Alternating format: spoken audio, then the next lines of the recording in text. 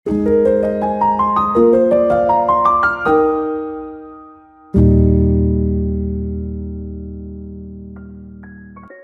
Bapak Ibu, bagaimana kabar Anda hari ini?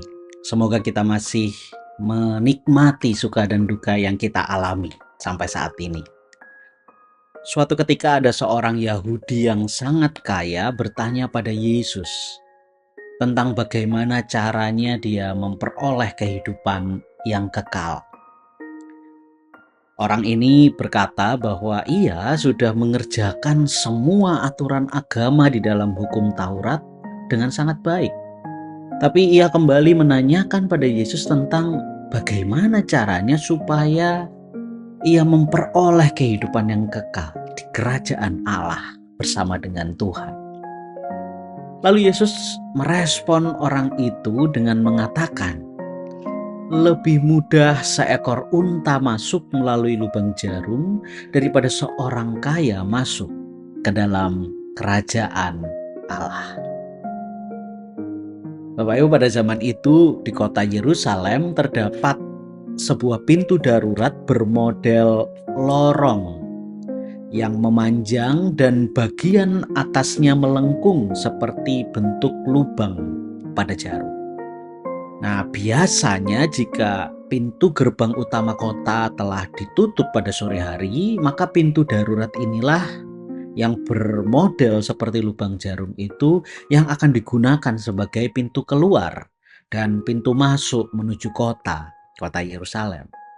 Jadi bagi mereka, siapapun yang datang atau pergi dengan membawa barang menggunakan unta, ketika pintu utama itu tertutup, maka mereka harus masuk atau keluar dengan membawa unta mereka bersama dengan barang bawaannya melalui pintu darurat itu.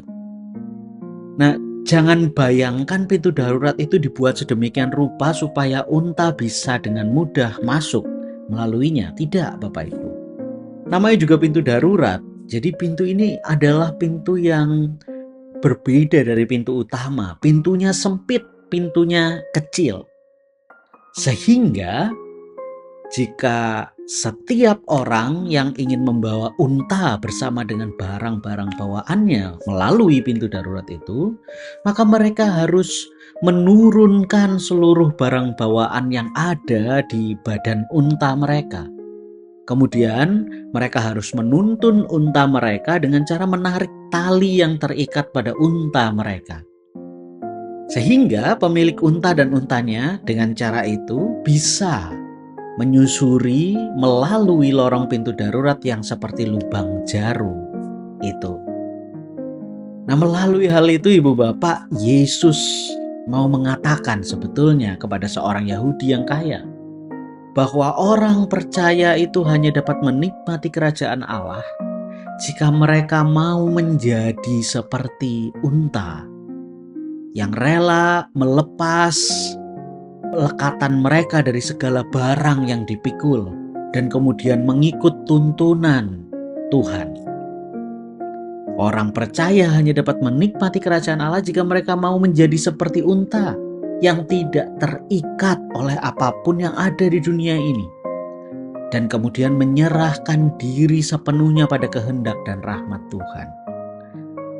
Yesus ingin menegaskan bahwa seluruh aturan agama Yahudi yang sudah dilakukan dengan tekun oleh orang kaya tadi, itu tidaklah menjamin ia akan menikmati kerajaan Allah.